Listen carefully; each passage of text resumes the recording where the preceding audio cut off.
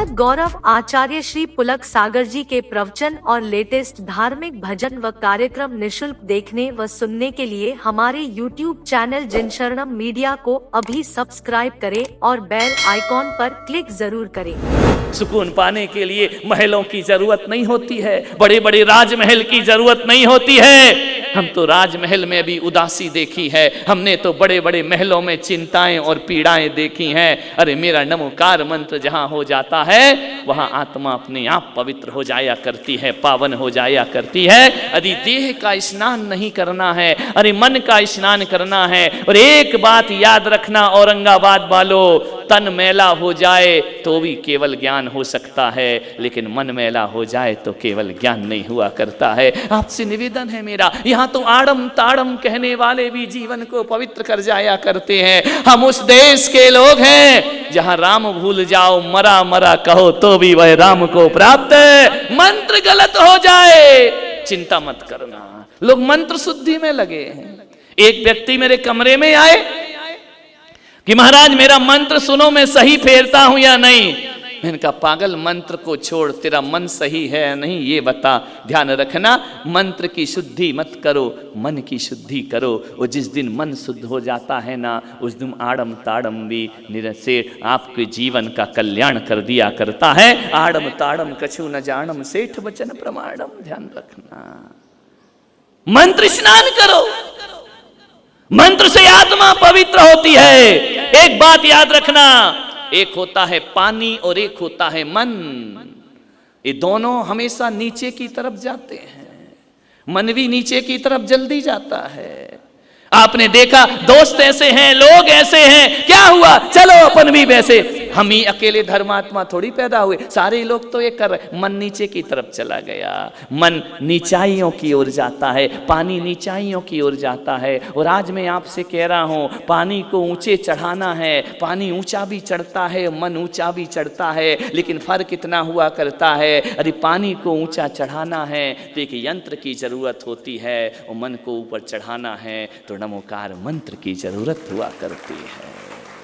पानी यंत्र से ऊपर चढ़ता है, मशीन से ऊपर चढ़ता है, और आदमी का जो मन है ना वो मंत्र से ऊपर चढ़ा करता है। ध्यान रखना, प्रभु नाम की माला जपो, प्रभु नाम का स्मरण करो, सुमरण करो, मन पवित्र हो जाएगा। मन को पवित्र करने का और कोई रास्ता नहीं है। उपास भी किए, व्रत भी किए, एकासन भी किया, मन पवित्र ना हुआ।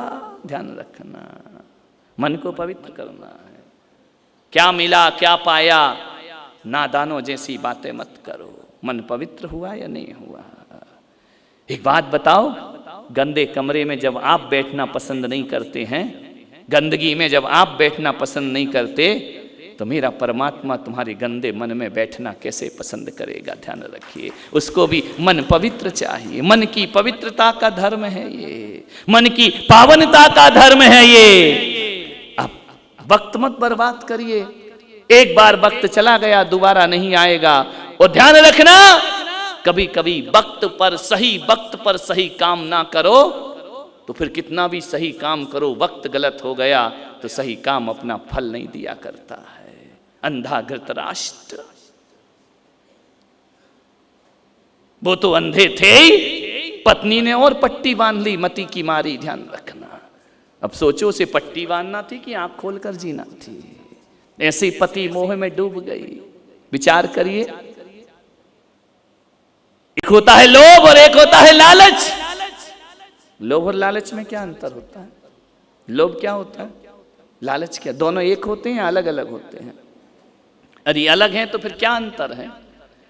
सोच धर्म है, एक लोभ है एक लालच है। लोभ का अर्थ होता है कि जो मेरे पास है उसे कोई ले ना ले, वो मेरे हाथ से ना छूट जाए, उसे प्राणों से भी ज्यादा छाती से बांध करके रखूं। मैंने जो कमाया है वह कोई ना ले ले, कोई छीन ना ले ले, कोई लूट ना ले, उसमें संरक्षण करना, जो है उसको खोने नहीं देना, यह लोभ होता है।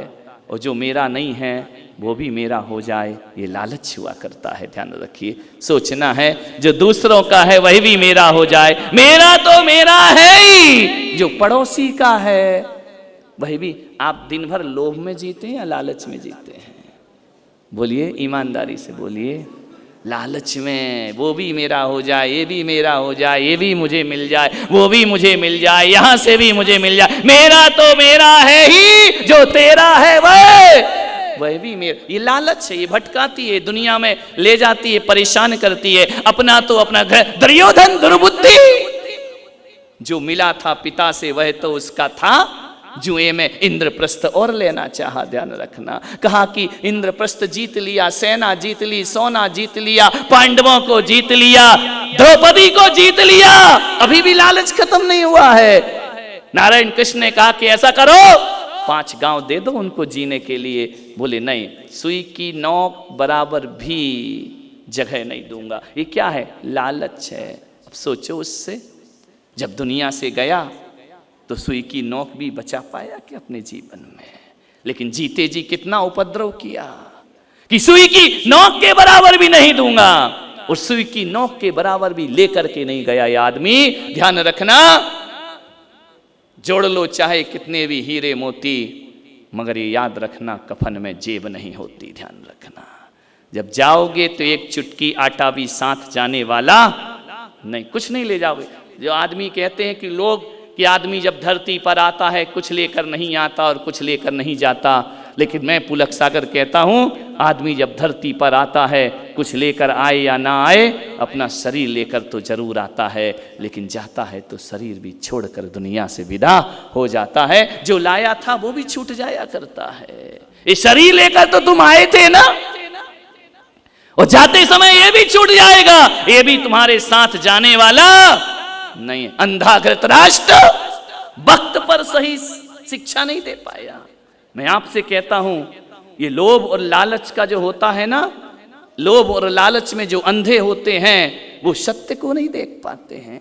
लालची पुत्र से भी प्रेम प्रकट हो जाता है।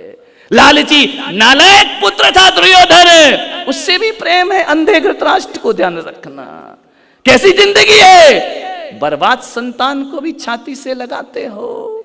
लोग कहते हैं कि धृतराष्ट्र आंखों से अंधा था, लेकिन हमें लगता है कि आप भी यदि ये गलत पुत्रों को छाती से लगा रहे हैं, आप भी भीतर से अंधे हैं मेरे भाई। ध्यान रखना, आप भी किसी धृतराष्ट्र से कम। ऐसा कैसा मोह है? गांधारी ने पट्टियां बांध ली अपनी आंखों में, कैसी जिंदगी मालूम है?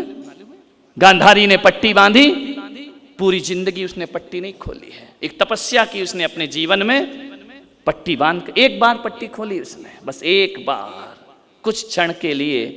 कब खोली मालूम है?